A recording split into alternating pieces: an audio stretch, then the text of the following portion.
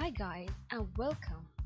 This is AutoCAD 2019 course and I'm going to teach you how to master the 2D drafting and drawing. This course is designed for beginners as well as experienced users. So if you are a beginner and you want to start from scratch, this course is for you. And if you are an experienced one but you want such a refresher or a comprehensive course, this course is for you as well.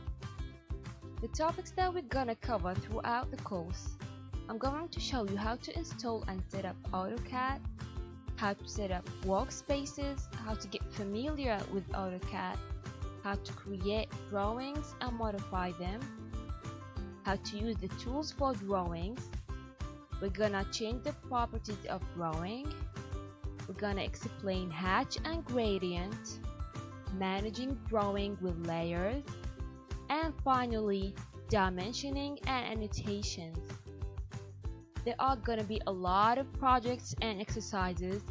We're gonna draw a lot of 2D shapes. We're gonna create plans for floors from civil and architectural